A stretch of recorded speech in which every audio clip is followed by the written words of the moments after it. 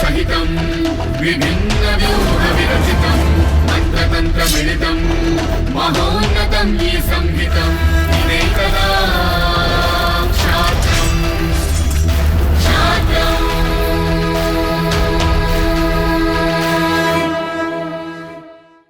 నమస్తే, welcome to క్షాత్రం. భారత రక్షణ రంగానికి సంబంధించినటువంటి కీలక పరిణామాల గురించి, అదేవిధంగా భారత రక్షణ రంగంలో వస్తున్నటువంటి అద్భుతమైనటువంటి సంస్కరణల గురించి కీలకమైన సమాచారాన్ని మీ ముందుంచే చర్చా కార్యక్రమం క్షాత్రం 76వ ఎపిసోడ్తో మీ ముందుకు వచ్చాము. ఈ వారంలో జరిగిన భారత రక్షణ రంగ డెవలప్మెంట్స్ కి సంబంధించి డిస్కస్ చేయడానికి, వివరించడానికి, విశ్లేషించడానికి మనతో ఉన్నారు రక్షణ రంగ నిపుణులు, అంతర్జాతీయ వ్యవహారాల విశ్లేషకులు శ్రీ మామిడి గిరిధర్ గారు. వారితో మాట్లాడదాం.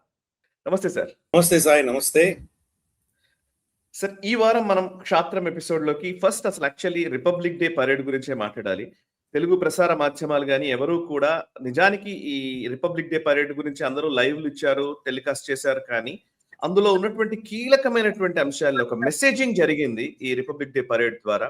అండ్ ఎవరికైతే స్పష్టమైన ప్రపంచ దేశాలకి మన శక్తి సామర్థ్యాలను ప్రదర్శించేటువంటి క్రమంలో మన అస్త్రశస్త్రాలని లేదా మనకున్నటువంటి ఆయుధ సంపత్తిని, కీలకమైన ఆయుధ సంపత్తిని బహిర్గతం చేసే ఒక ప్రయత్నం త్రివిధ దళాలు చేశాయి రిపబ్లిక్ డే పరేడ్ ద్వారా. అందులో మేజర్ గా మీరు ఆ సిగ్నిఫికెన్స్ గురించి చెప్పే ప్రయత్నం చేస్తారని నేను అనుకుంటున్నాను.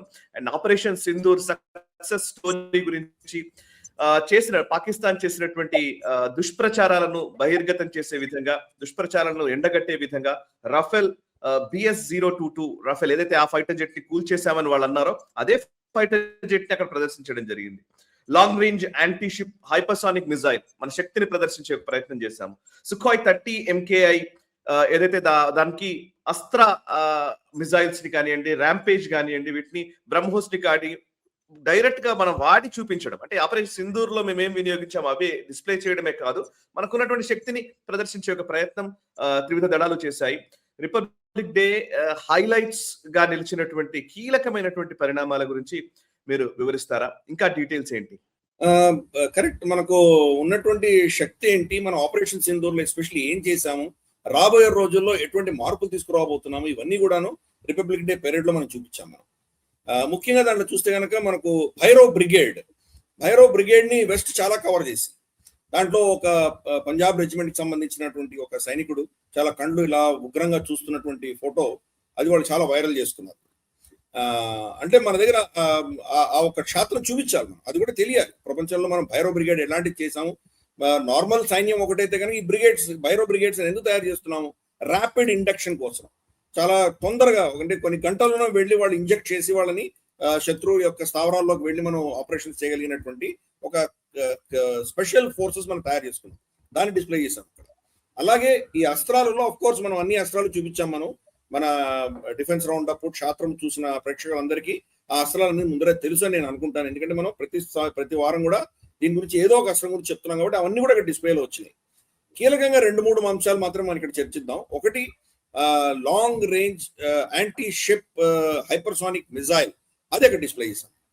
ఇది చాలా పెద్ద మెసేజ్. యాక్చువల్గా యూరోపియన్ లీడర్స్ ఉన్నారు అక్కడ, అర్సులా వండర్లేను, కోస్టా, వాళ్ళిద్దరు ఉన్నారు అక్కడ. వాళ్ళు ఉండగా మనం ఇది చూపించాము. అఫ్ కోర్స్ ఇది చాలా మందికి మెసేజ్ పెడుతుంది. ఒకటి, మా దగ్గర హైపర్సానిక్ మిసైల్ టెక్నాలజీ మా దగ్గర ఉన్నది అని చెప్పి యూరోప్ చెప్తుంది. యూరోప్ లో లేదు ఈరోజు. యూరోప్ దగ్గర హైపర్సానిక్ టెక్నాలజీ లేదు. ఉన్నది 4 దేశాల దగ్గర ఉన్నాయి. అమెరికా, చైనా, రష్యా, భారత్, 4 దేశాల దగ్గరే ఉన్నాయి. బహుశా ఇజ్రాయెల్ దగ్గర ఉందేమో మనకు తెలియదు, ఇంతవరకు అఫీషియల్ వాళ్ళు ఏం చెప్పలేదు. వాళ్ళకి అవసరం కూడా లేకపోవచ్చు, ఎందుకంటే పక్కనే వాళ్ళ శత్రువులు పక్కనే ఉన్నారు కాబట్టి అంత హైపర్సానిక్ కొట్టాల్సిన అవసరం ప్రస్తుతానికి లేదు. డెవలప్ చేస్తారు, వాళ్ళ దగ్గర కెపాసిటీ ఉంది, బహుశా ఫ్యూచర్ లో డెవలప్ చేయొచ్చు. ఇరాన్ దాకా కొట్టాలంటే కావాల్సి వస్తుంది. సో మోరాల్ ఈ 4 దేశాల్లోనే ఉన్నది. వాటిలో కూడా కీలకంగా మన టెక్నాలజీ చాలా హై ఎండ్ టెక్నాలజీ. ఇది యాంటీ షిప్, అంటే ఆ షిప్లు అక్కడ ఇంకా తప్పించుకు లేనటువంటి మిజైల్. నార్మల్ గా షిప్స్ ఏముంటుందంటే 30-40 knots per hour స్పీడ్ లో వెళ్తుంటాయి. అవి మెనూవర్స్ చేసుకుంటాయి, మిజైల్స్ వాటి మీద పడకుండా తప్పించుకుంటాయి. ఒకసారి ఇలా వెళ్తాయి, మళ్ళీ ఇటు తిరుగుతుంది, మళ్ళీ వెనక్కి తిరుగుతుంది, అలా దాన్ని డిఫరెంట్ జోన్స్ లో తిరుగుతుంటుంది. కాబట్టి దాన్ని టార్గెట్ చేయడం చాలా కష్టం. ఫిక్స్డ్ టార్గెట్ ని కొట్టడం చాలా ఈజీ. ఎందుకంటే హైపర్సానిక్ మిజైల్ అంటే కనుక మ్యాక్ 10, మ్యాక్ 20 ఆ స్పీడ్ లో వెళ్తుంటాయి. ఆ స్పీడ్ లో వెళ్ళేవి ఫిక్స్డ్ టార్గెట్ అయితే మనం ఏదో ఒక వాళ్ళ న్యూక్లియర్ ఇన్స్టాలేషన్ కొట్టచ్చు, లేదా వాళ్ళది ఇంకేదో క్యాంటన్మెంట్ కొట్టచ్చు, ఎయిర్ ఫీల్డ్ కొట్టచ్చు, ఇటువంటి చేయొచ్చు. కానీ మూవింగ్ టార్గెట్ ఎలా కొడతాం అంటే ఇది అంత స్పీడ్ కూడా మెనూవర్ అవ్వగలిగిన కెపాసిటీ ఉండాలి. ప్లస్ వాళ్ళ యాంటీ మిజైల్ బ్యాటరీని తప్పించుకోవాలి. ఇలా వెళ్తున్నది లాస్ట్ మినిట్ ఇటు తిరగాలి, కానీ టార్గెట్ ఇక్కడెక్కడ ఉండొచ్చు, మళ్ళీ అటు తిరిగి ఇటు కొట్టాలి. సో అది అంత హైపర్సానిక్ స్పీడ్ లో ఎలా మేనేవర్ చేయగలిగారు, ఆ టెక్నాలజీ మనం మాస్టర్ చేసాం. అది ఆ డిస్ప్లేలో మనం చూసాం, రిపబ్లిక్ డే పరేడ్ లో డిస్ప్లేలో చూపించాం. సో దీంట్లో మెసేజ్ ఆఫ్ కోర్స్ యూరోప్ వెళ్తోంది, మా దగ్గర ఈ టెక్నాలజీ ఉందని చెప్తున్నాం. చైనాకి మెసేజ్ వెళ్ళింది, వాళ్ళది DF-17 డాంగ్ఫాంగ్ 17 అని వాళ్ళ దగ్గర ఉంటుంది హైపర్సానిక్ మిజైల్. దాని యొక్క మెనూవరబిలిటీ కంటే మన మెనూవరబిలిటీ ఇంకా చాలా అద్భుతంగా ఉంది అని మనం క్లెయిమ్ చేస్తున్నాము. అఫ్ కోర్స్ అది వాళ్ళ హైపర్సానిక్ మిజైల్ నిజంగా టెస్ట్ చూసిన పాపాలు లేవు, ఎక్కడ కూడా దాన్ని ఇంతవరకు దాని పారామీటర్స్ ఏంటో ప్రపంచానికి చెప్పలేదు చైనా. మనం ఆఫిషియల్ చెప్తున్నాం మన కెపాసిటీ, మన పారామీటర్స్ ఏంటి చెప్తున్నాం మనం. అమెరికా దగ్గర కూడా ఉంది, కానీ అమెరికా దగ్గర అంత హై ఎండ్ లో లేవు అవి. ఓకే, వాళ్ళ దగ్గర కూడా హైపర్సానిక్ మిజైల్ ఉంది, బట్ మనం వాళ్ళకి తీసిపోలేదు అని మనం చూపించాం, ప్రూవ్ చేసాం. అమెరికా తీసిపోలేదు ప్రూవ్ చేసాం. ఈరోజు ప్రపంచంలో రష్యా దగ్గరే మోస్ట్ సోఫిస్టికేటెడ్ హైపర్సానిక్ మిజైల్ ఉంది. సో మన దగ్గర కూడా రమారమి ఆ స్థాయిలోనే ఉంది అని మనం చూపించాం. మూడవది అమెరికాకి మెసేజ్ పంపిస్తుంది. ఎందుకంటే అమెరికా ఈరోజు ఒక్కొక్క దేశాన్ని సెలెక్ట్ చేసుకుని వాళ్ళని బెదిరిస్తున్నాడు డొనాల్డ్ ట్రంప్, వాళ్ళని దాసోహం అనిపిస్తున్నాడు. వెనెజులా అయిపోయింది, తర్వాత గ్రీన్లాండ్ అన్నాడు, ఇప్పుడు క్యూబా మీద పడ్డాడు. సో అలాగే రేపటి రోజు ఇంకేదైనా యూకే మీద అనొచ్చు, లేదా ఆయన ఇష్టం, ఆయనకి ప్రపంచ పటంలో పొద్దున్న నిద్ర లేచి వేలు ఎక్కడ పెడితే ఇది నాదే అనే పరిస్థితికి వచ్చింది ఈరోజు. కాబట్టి మనం కూడా రూల్ అవుట్ చేయలేము. రేపు వచ్చేసి నాకు మీ అండమాన్ నికోబార్ ఐలాండ్స్ నాకు ఇచ్చేయండి అని అన్నా మనం ఆశ్చర్యపడక్కర్లేదు. నాకు సెక్యూరిటీ కోసం కావాలి, ప్రపంచ శాంతి కోసం కావాలి, ఇటువంటి చెత్త మాటలు మాట్లాడచ్చు. కాబట్టి అమెరికా కూడా మెసేజ్ పంపిస్తున్నాం. డియోగో గార్సియాలో ఇండియన్ ఓషన్ లో అమెరికన్ నేవల్ అసెట్స్ ఏవైతే తిరుగుతున్నాయో ఇవన్నీ కూడాను మాకు మా యొక్క ఈ anti-ship long range anti-ship hypersonic missile range లో ఉన్నాయి అని చెప్తున్నాం. అంటే మీరు తప్పించుకోలేరు మా దగ్గర నుంచి. మీరు ఇక్కడ వచ్చి మాతో మైత్రి పెట్టుకొని మాతో ఒక మిత్ర దేశంగా మీరు ప్రవర్తిస్తే మేము మీతో కోఆపరేట్ చేస్తాము, ఇద్దరు కలిసి మనం దీన్ని ఇక్కడ సెక్యూరిటీ ప్రొవైడ్ చేయొచ్చు. కానీ మీరు మాకు వ్యతిరేకంగా ఏమైనా చేస్తే కనుక మీ యొక్క షిప్స్ కానీ ఏవి కూడా ఇక్కడ సురక్షితంగా ఉండవు, మమ్మల్ని మీరు టచ్ చేయలేరు అన్న మెసేజ్ అమెరికా కూడా పంపిస్తున్నాం. సో మల్టిపుల్ ఒక మెసేజెస్ వెళ్ళినాయి. సో ఇప్పుడు ఈ మొత్తం ఇండియన్ ఓషన్ రీజన్ అంతా కూడాను మొత్తం పవర్ఫుల్ గా మన దగ్గరే, ఎవరూ దీన్ని బీట్ చేయలేనటువంటి కెపాసిటీ మనకు ఉన్నది అని రిపబ్లిక్ డే రోజు మనం చూపించాం. అందుకని అది చాలా ఇంపార్టెంట్. తర్వాత ఆపరేషన్ సింధూర్ లో ప్రశ్నలు ఉన్నటువంటి వాళ్ళందరికీ కూడా సమాధానాలు ఇచ్చారు. ఒకటి, ర్యాంపేజ్ మీరు ఎప్పుడు వాడలేదు అన్నారు. అనగానే మనకు SU-50 30 MKI పాడ్ లో కింద మనం 3 పెట్టాము. అస్త్రా MK1, తర్వాత మనకు ర్యాంపేజ్, అలాగే మనకు R-73 షార్టెస్ట్ రేంజ్ అది. తర్వాత మనకు Astra MK1 next about 110-120 kilometres range అది. ర్యాంపేజ్ ఇంకా అంతకంటే చాలా పవర్ఫుల్, అది గ్రౌండ్ అసాల్ట్ చేయగలిగినటువంటివి. ఈ 3 పాడ్స్ పెట్టి చూపించాం. అంటే మేము ఆపరేషన్స్ ఇందులో వాడాము అని చూపిస్తున్నాం. మీ దగ్గర లేవు, ర్యాంపేజ్ సరిగా లేవు అని చెప్పి ఎవరు అన్నారు, కామెంట్ చేశారు so called defence experts. So దానికి సమాధానంగా వాళ్ళు ఇచ్చారు. అలాగే పాకిస్తాన్ వచ్చేసి ఒక వింగ్ నంబర్ BS-022 దీన్ని మేము కూల్చేసామని చెప్పి వాళ్ళు ఆర్టిఫిషియల్ ఇంటెలిజెన్స్ తో AI జనరేటెడ్ ఇమేజెస్ లో వాళ్ళు చూపించి ఇగో ఈ రఫైల్ మేము కొట్టాము అని వాళ్ళు చెప్పారు. మనం అదే విమానం ఫ్లై చేసి దాని స్పెషల్ క్లోజ్అప్ తోటి మనకు ఎయిర్ ఫోర్స్ దాని వీడియో క్లిప్స్ అన్ని కూడా రిలీజ్ చేసి, పాకిస్తాన్ లో అలా చేస్తారు వాళ్ళు. ఒక ఎయిర్ క్రాఫ్ట్ పడిపోయిందంటే దాని వింగ్ నంబర్ ఇంకో దానికి పెట్టుకుంటారు వాళ్ళు, కానీ మనం అట్లా చేయం కదా. Actually it's almost like a trolling. Pakistan ని మనం ఆల్మోస్ట్ ట్రోల్ చేసినట్టే చూపించడం కదా. అబ్సల్యూట్లీ. అంటే అంత ఫేక్ నరేటివ్ రన్ చేశారు. దాంతో వాళ్ళకి ఏమో ఫీల్డ్ మార్షల్ వచ్చేసింది, ఇంకేదో తెచ్చుకున్నారు వాళ్ళు, ఒకరొకరు సర్టిఫికేట్లు ఇచ్చేసుకున్నారు, మెడల్స్ పంచేసుకున్నారు. సో అదంతా ఫేక్ అని మనం ప్రూవ్ చేస్తున్నాము. అంతేకాదు ఇది ఫస్ట్ అర్థం చేసుకోవాలి. ఒకసారి ఒక ఎయిర్ క్రాఫ్ట్ కి ఒక వింగ్ నంబర్ ఇచ్చానంటే కనుక ఆ నంబర్ తీసి ఇంకో దానికి పెట్టడానికి ఉండదు. ఇది ఫండమెంటలీ ఇది అర్థం చేసుకోవాలి పాకిస్తాన్. వాళ్ళు ఇటువంటి ఫ్రాడ్ చేయొచ్చు, కానీ ఇంకా ప్రపంచంలో ఎవరు చేయలేరు. ఎందుకంటే దాని సప్లై చైన్ వేరే ఉంటుంది, దాని హిస్టరీ వేరే ఉంటుంది. మనకు ఫర్ ఇన్స్టెన్స్ మనకు బండి రిజిస్ట్రేషన్ లాంటిది. ఈరోజు మనం ఒక కార్ రిజిస్టర్ చేసామంటే దాని ఎక్కడ సర్వీసింగ్ వెళ్ళినా దాని హిస్టరీ రికార్డ్ అవుతూ ఉంటుంది. కాబట్టి రేపు ఆ కార్ నమ్మినా కానీ ఆ కార్ని ఇంకో సర్వీస్ సెంటర్ తీసుకెళ్ళినా కానీ కూడా దీని చరిత్ర అంతా వాళ్ళకి కనిపిస్తుంది. ఎటువంటి పార్ట్స్ పెట్టారు, ఎటువంటి రిపేర్ చేశారు. ఒక పనికి చిన్న కార్కే ఇంత ప్రోటోకాల్స్ ఉంటే అంత పెద్ద ఫైటర్ ఎయిర్క్రాఫ్ట్ ఎందుకుంటే ప్రోటోకాల్స్ అవి. కాబట్టి దాని మొత్తం హిస్టరీ, ఎటువంటి పార్ట్స్ చేంజ్ అయినాయి, ఎటువంటి వేర్అవుట్ అయినాయి, ఎటువంటి అప్గ్రేడ్స్ అయినాయి, ఎటువంటి చేంజెస్ తీసుకొచ్చారు, ఇవన్నీ కూడా ట్రాకింగ్ ఉంటుంది అవన్నీ. కాబట్టి దాని వింగ్ నంబర్ చేంజ్ చేయలేరు ఎవరు. ఆ ముక్క వీళ్ళకి ఫేక్ దేశమైన పాకిస్తాన్కి అర్థం కాదు. అయినా మనం దాన్ని డిస్ప్లే చేసాం. BS-022 దీన్ని కొట్టామని వాళ్ళు చెప్తున్నారు. దాన్నే ఈరోజు మనం ఎగరేసాం. అలాగే వాళ్ళు ఒక మన ఎయిర్ ఫోర్స్ ఆఫీసర్, ఒక మహిళా ఆఫీసర్ని మేము క్యాప్చర్ చేశామని చెప్పారు. ఆవిడే మన ద్రౌపది ముర్ము గారిని తీసుకొని గతంలో ఫ్లై చేసింది ఆవిడ. అలాగే ప్రతిదీ డిస్ప్లే చేశాం. S-400 కొట్టామని చెప్పారు వాళ్ళు. మోదీ గారు అదంపూర్ ఎయిర్ బేస్ లో S-400 వెనకాల పెట్టుకొని ఆయన మాట్లాడొచ్చారు. సో వాళ్ళు ఏమేమి కొట్టామన్నారో అవన్నీ కూడా మనం యాక్చువల్ చూపించాం, పబ్లిక్ డొమైన్ లో చూపించాం. ఇక్కడ కూడా అది చేశాం. సో అందుకని రిపబ్లిక్ డే పీరియడ్ అన్నది ఒక మెసేజ్ మనం పంపించాము. 2 మెసేజెస్. ఒకటి, ఆపరేషన్ సింధూర్కి సంబంధించి మనం చూపించాల్సిన ఎవిడెన్స్ చూపించాము. 2, ఫ్యూచరిస్టిక్ గా మనం ఎలా ఉండబోతున్నాము. హైపర్సానిక్ మిసైల్ కావచ్చు, బైరో బ్రిగేడ్ కావచ్చు, మన డ్రోన్స్ కావచ్చు, ఇవన్నీ కూడా ఫ్యూచరిస్టిక్ మన కెపాసిటీ ఏంటి, మన కేపబిలిటీ ఏంటి, ఇవన్నీ కూడా మనం అక్కడ డిస్ప్లే చేస్తాం. కాబట్టి అదొక మెసేజింగ్ మనం భావించాలి. మెసేజింగ్ మన దేశానికి ఒక భరోసా ఇవ్వడము, మన శత్రు దేశాలకు ఒక వార్నింగ్ ఇవ్వడము, మన మిత్ర దేశాలకు కూడా మనం ఏం చెప్తున్నామంటే, ఇగో మా కేపబిలిటీ ఇది, మాతో మీరు మైత్రి పెట్టుకొని మాతో కో డెవలప్మెంట్, కో ప్రొడక్షన్ చేసుకుంటే కనుక దానివల్ల ఇద్దరు లాభపడతాము. కాబట్టి మాతో కలిసి రండి అని మిత్రులు కూడా చెప్తున్నాము. కాబట్టి అద్భుతమైనటువంటి మెసేజింగ్ మనం రిపబ్లిక్ డే పీరియడ్ లో మనం చూసాం. Yes sir. ఇక నెక్స్ట్ అంశం సార్, రిపబ్లిక్ డే కి చీఫ్ గెస్ట్ గా వచ్చినటువంటి European Council president, European Commission president Ursula von der Leyen Costa ఇద్దరు వచ్చారు. కాబట్టి సో మనం భారత్ కి యూరోపియన్ యూనియన్ కి మధ్య ట్రేడ్ డీల్ కూడా జరిగింది. FTA ఇది మదర్ ఆఫ్ ఆల్ డీల్స్ అని చెప్పేసి విపరీతంగా ప్రచారం జరుగుతున్న టైంలో మనం ట్రేడ్ డీల్ గురించి గ్లోబల్ రౌండప్ లో మాట్లాడదాం సార్. కొంచెం డీటెయిల్డ్ గా మనం మాట్లాడాల్సిన గ్లోబల్ రౌండప్ లో ఉంటాయి. బట్ అంతకంటే ముందు డిఫెన్స్ డీల్ గురించి మనం మాట్లాడాలి. ఈవెన్ భారత్ కి యూరోపియన్ యూనియన్ కి మధ్య జరిగినటువంటి డిఫెన్స్ డీల్ లో ఏమున్నాయి? అర్సులా వాండర్ లైన్ చెప్పినట్టుగా జాయింట్ మిలిటరీ ఎక్సర్సైజ్ గురించి, యాంటీ పైరసీ ఆపరేషన్స్ గురించి అర్సులా ప్రతిపాదన చేయడము, మోదీ గారు కోడ్ డెవలప్మెంట్, జాయింట్ ప్రొడక్షన్స్ గురించి ప్రస్తావించడము. అంటే భారత్ కి యూరోపియన్ యూనియన్ దేశాలకి మధ్య డిఫెన్స్ మ్యానుఫ్యాక్చరింగ్ కి సంబంధించినటువంటి కోడ్ డెవలప్మెంట్ యాక్టివిటీస్ లేదా జాయింట్ ప్రొడక్షన్ యాక్టివిటీస్ ఎంత మేర పెరిగే అవకాశం ఉంది? దీని గురించిన వివరాలు ఏంటి చెప్తారు? ఇది కూడా చాలా ఇంపార్టెంట్, కీలకమైనటువంటి ఒక ఒప్పందం ఇది. అందరూ యూరోపియన్ యూనియన్ తో జరిగిన మనకు ఫ్రీ ట్రేడ్ అగ్రిమెంట్ దాని గురించే చర్చిస్తున్నారు. కానీ ఈ డిఫెన్స్ రంగంలో జరిగినటువంటి ఒప్పందం గురించి పెద్దగా నేను మీడియాలో, ఎస్పెషల్లీ మన తెలుగు మీడియాలో నేను చూడలేదు. మనకు యాక్చువల్గా ఇది చాలా కీలకం.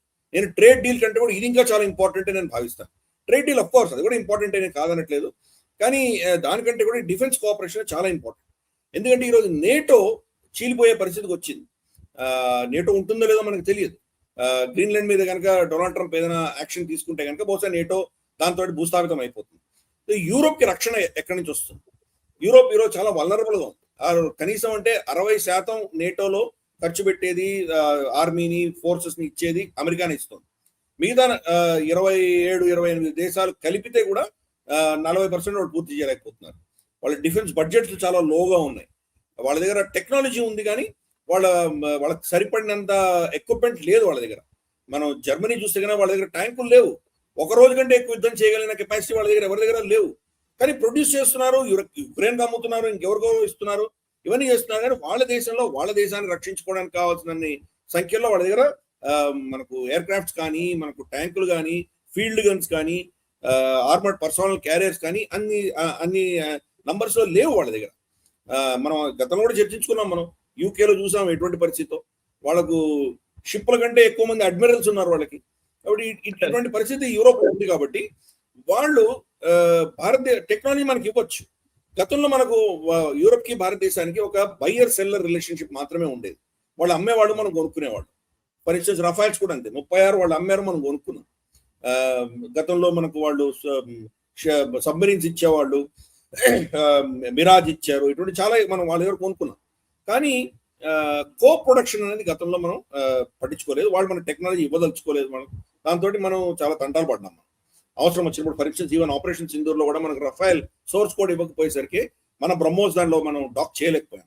అలాగే మన అస్త్రా MK1 మన air to air missile beyond visual range మనం డాక్ చేయలేకపోయాం.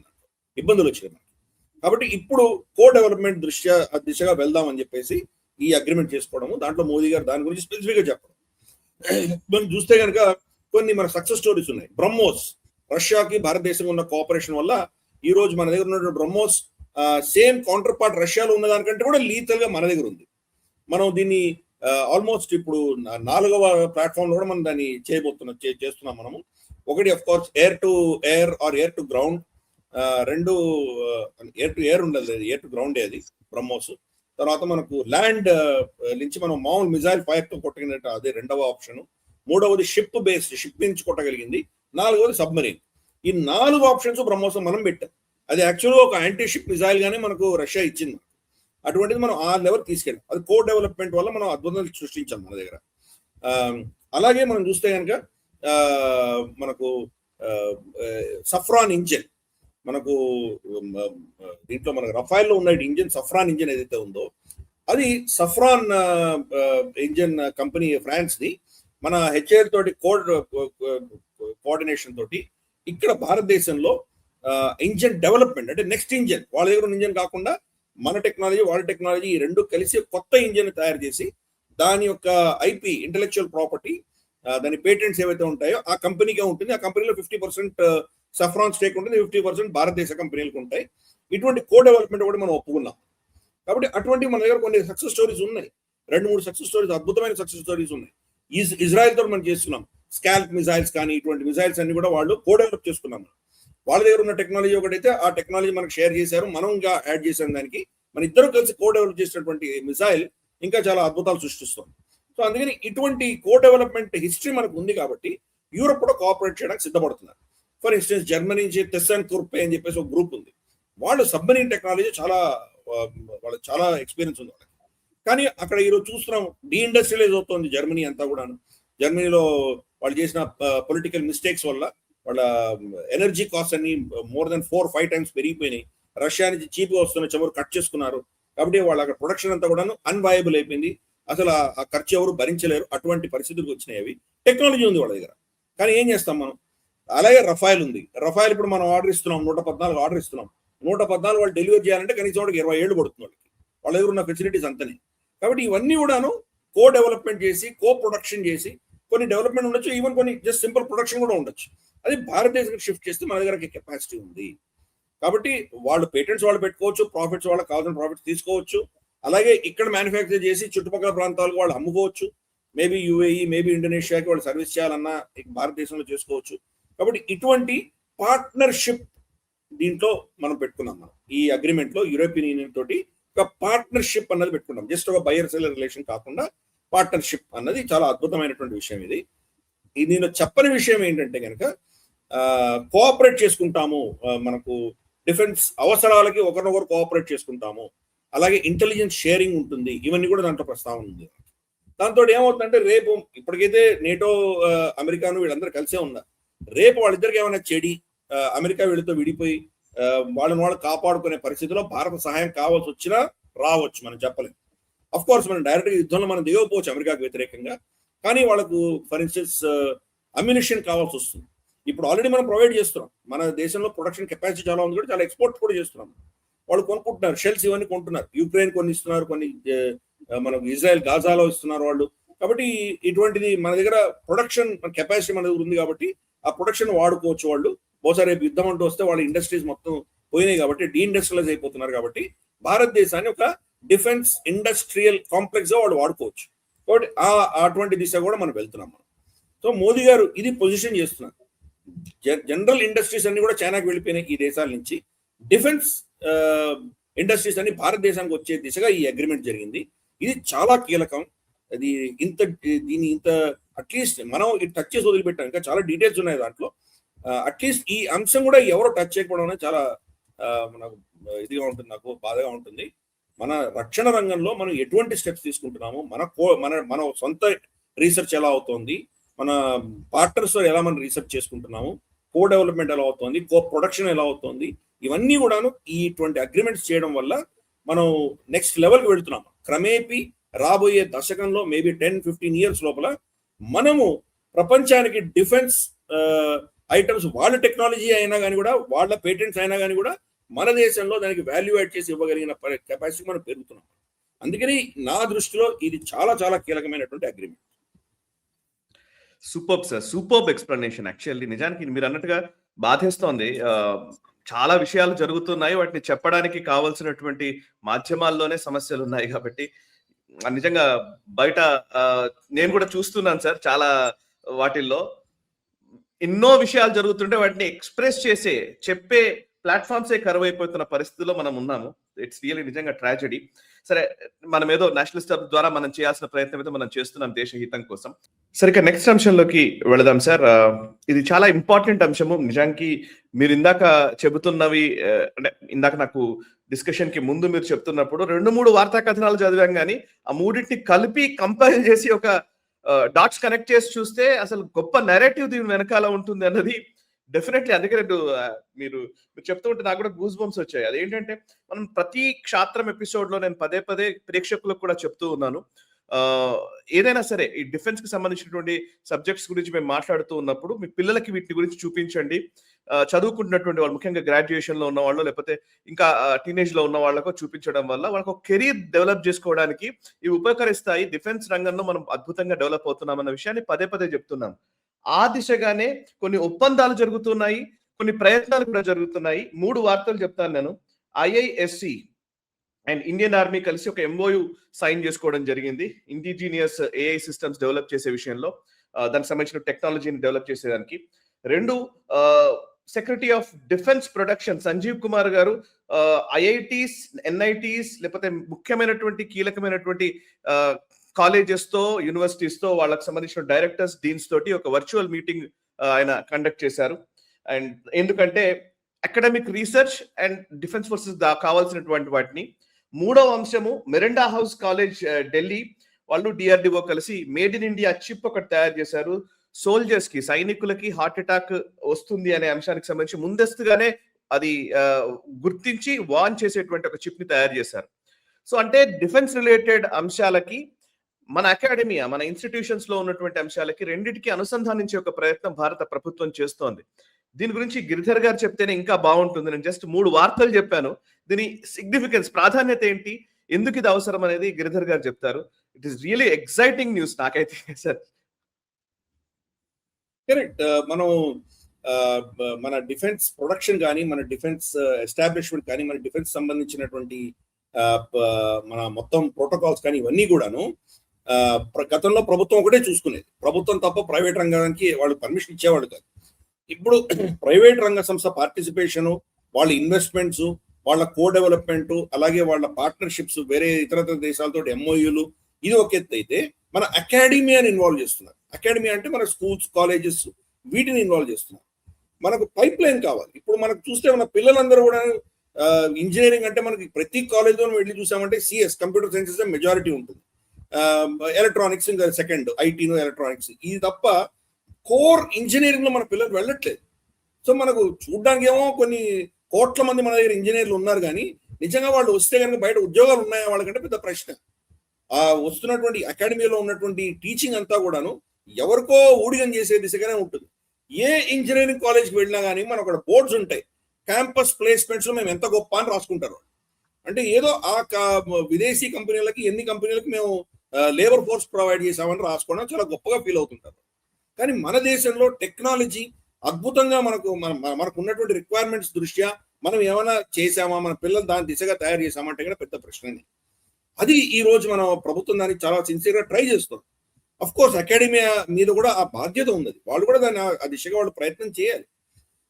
ఫర్ ఇన్స్టెన్స్ IISc గురించి చెప్పారు. IISc వాళ్ళు of course the most premier institution మన దేశంలో. ఆర్టిఫిషియల్ ఇంటెలిజెన్స్ సంబంధించి వాళ్ళకు ఉన్నటువంటి అకాడమిక్ నాలెడ్జ్, వాళ్ళకు ఉన్నటువంటి నాలెడ్జ్ చాలా అద్భుతం, అమోఘం. కాబట్టి వాళ్ళతోటి ఇండియన్ ఆర్మీ ఒక MOU చేసుకోవడం వల్ల ఇండియన్ ఆర్మీకి ఉన్నటువంటి ప్లాట్ఫామ్స్, వాళ్ళకున్న ప్రోటోకాల్స్, వాళ్ళకున్న ఎక్విప్మెంట్, వాళ్ళకున్నటువంటి ప్రాసెసెస్, ఇవన్నీ కూడా ఆర్టిఫిషియల్ ఇంటెలిజెన్స్ ద్వారా దాన్ని ఒక విధమైనటువంటి నెక్స్ట్ జనరేషన్ తీసుకువెళ్ళేటువంటి కెపాసిటీ బిల్డ్ చేసుకోవడానికి ఒక professional institute, Indian institute of sciences తోటి వాళ్ళు అనుసంధానం అవుతున్నారు.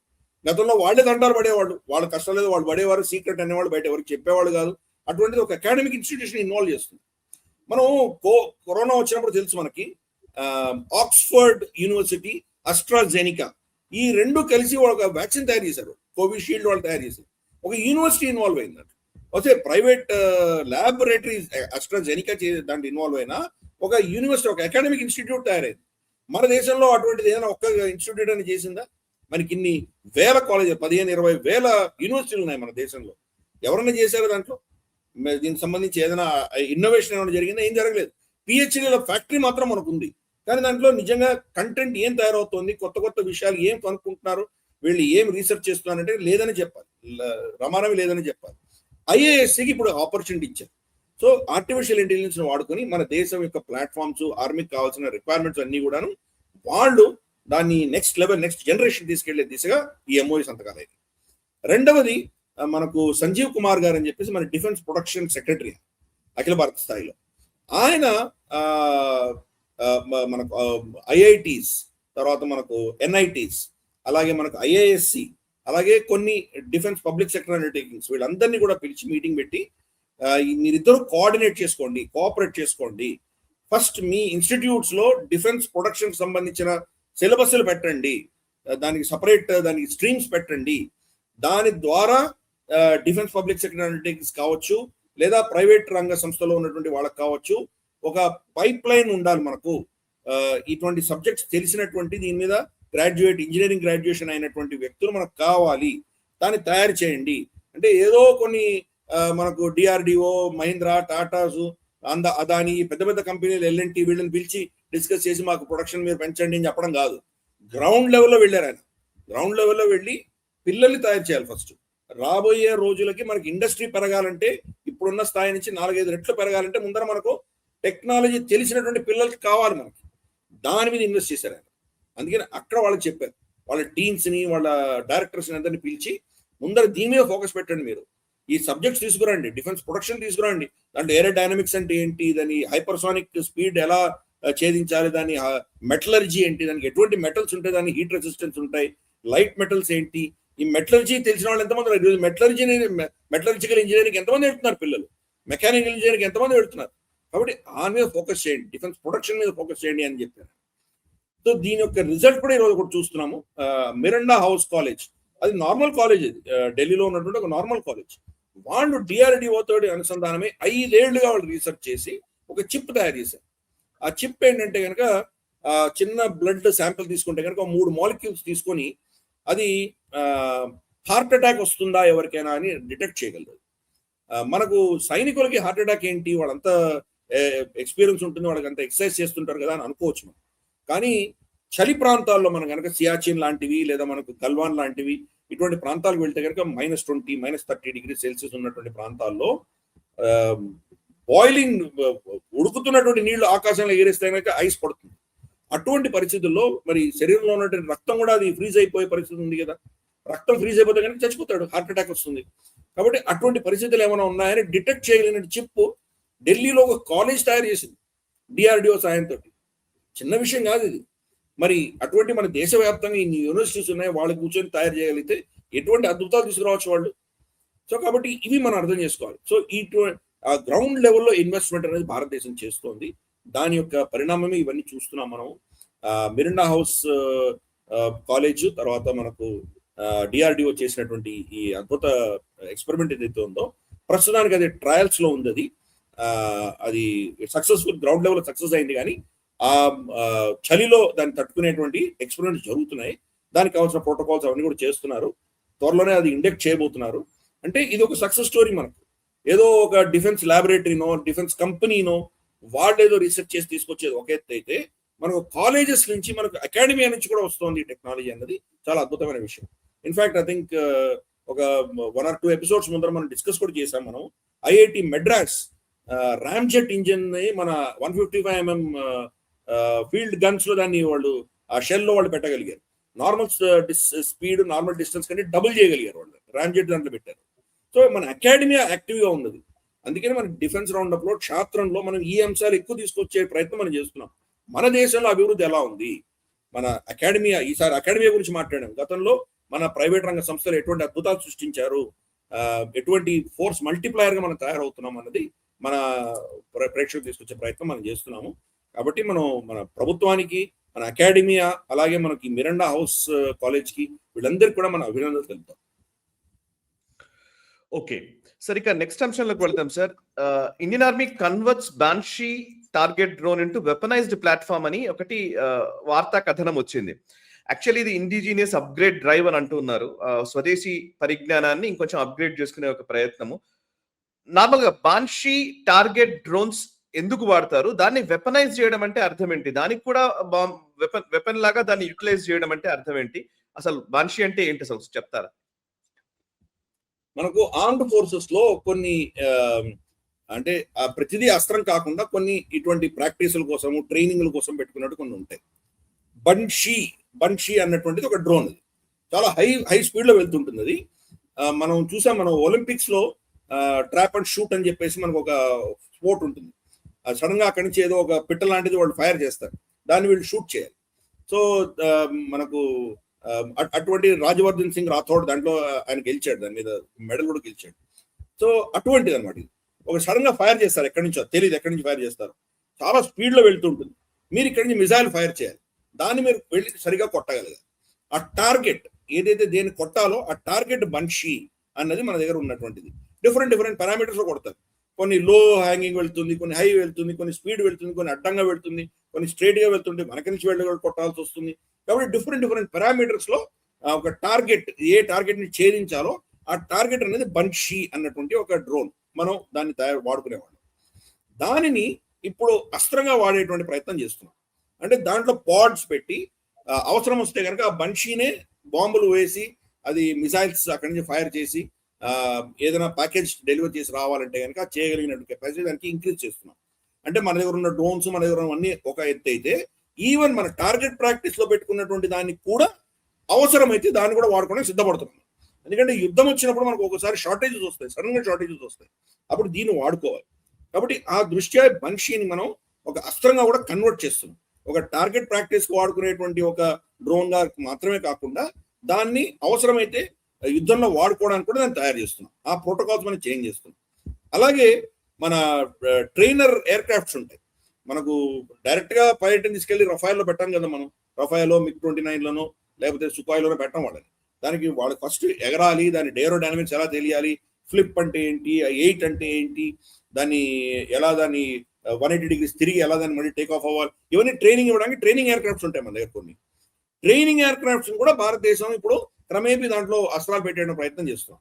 రేపు యుద్ధం అంటూ వస్తే కనుక మామూలుగా ట్రైనింగ్ ఎయిర్ క్రాఫ్ట్స్ ఏమి ఉండవు, మిసైల్స్ ఏమి ఉండవు. ఎందుకంటే పొరపాటున వాళ్ళు ఏమైనా ఫైర్ చేస్తే ఏమైనా ప్రాబ్లమ్స్ వస్తాయేమని చెప్పి భయం ఉంటుంది కాబట్టి ఏమి ఉండవు. కానీ వాటిని కూడా మనం కన్వర్ట్ చేసే ప్రయత్నం చేస్తున్నాం.